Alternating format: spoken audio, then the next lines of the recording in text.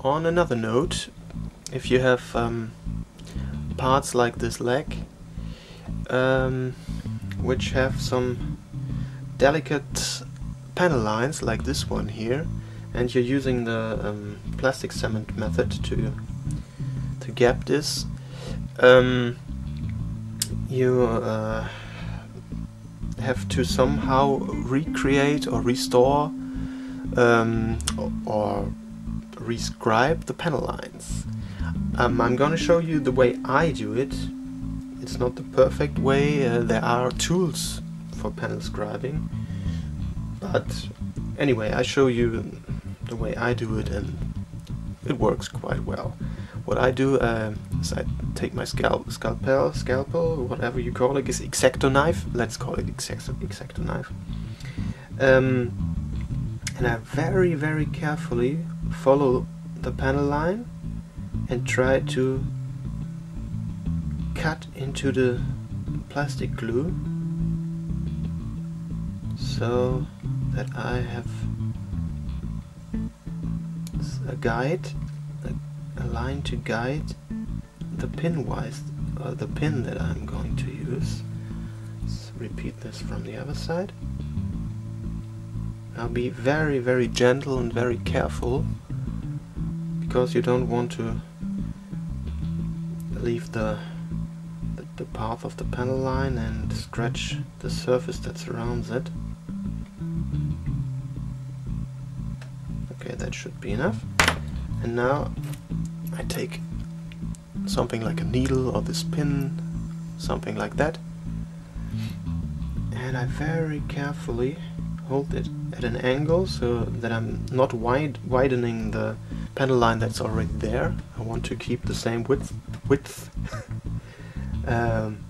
TH is difficult for us Germans. And very gentle push it against the glue. Like this. Yes. And from the other side, the same procedure. And you want to do this before you sand the part, because when you sand it, you might lose some of the detail, obviously, and it might not be that easy to get into this line. So this is the right time to do this. Yeah, that's basically it. We have a nice panel line again, and after we sand this down, we're going to do this again, and the panel line should be nearly perfect. Another tool you can use is some very small screwdrivers, and this works as well. You can see what I'm doing there, just following the line. Okay, that should do it. Okay, let's get back to that little dent that we filled with the plastic putty. Have a look. We're gonna sand that down now. It's here. And then we can see if we need another filling.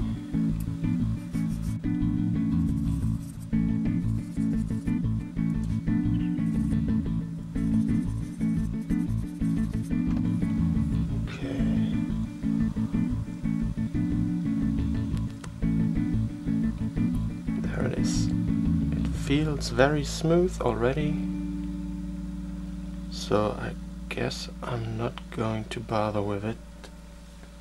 I'm not going to put another layer on, but sometimes, especially when you have larger gaps in bigger models, that stuff tends to shrink. But this is fine, I guess. It sands down very easily.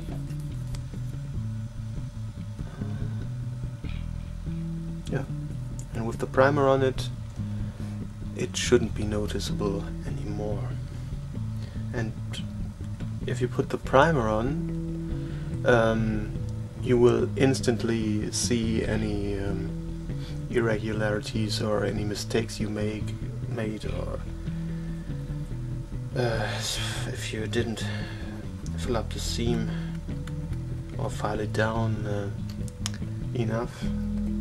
That will all become apparent when the primer is on. And then you can go back to it and redo stuff, put another coat of primer on, and you're gonna find new stuff that you want to take care of. And well, you gotta at some point you gotta say, well, I'll go with it. I'm not building this model to a competition standard, or just for fun basically, so I'm not going to bother with getting it precisely perfect. So, oh, maybe I can show you the seam that we, the panel line that we did. I'm not sure which one it was. I think it was this one, and I've sanded that part down, and you see the panel line is still visible, is in good shape. Overall very nice. There can be some tricky parts, like this part here, the detail part, and the seam line runs straight through that part. I can show it to you here. Hold on a second to orientate myself. Right there.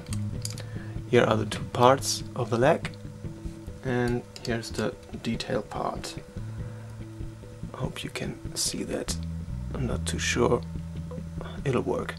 Well, if you use the plastic cement method of filling that gap, it can be quite hard to file around and on that detail. What I did here is I used the X-Acto knife to carve the shape, to carve away the glue, the excess glue, to maintain the shape of the detail. That requires some training and a lot of patience, but it works. You just have to be careful and patient and practice a little bit. And you can see that the seam line is almost completely gone. Okie dokie.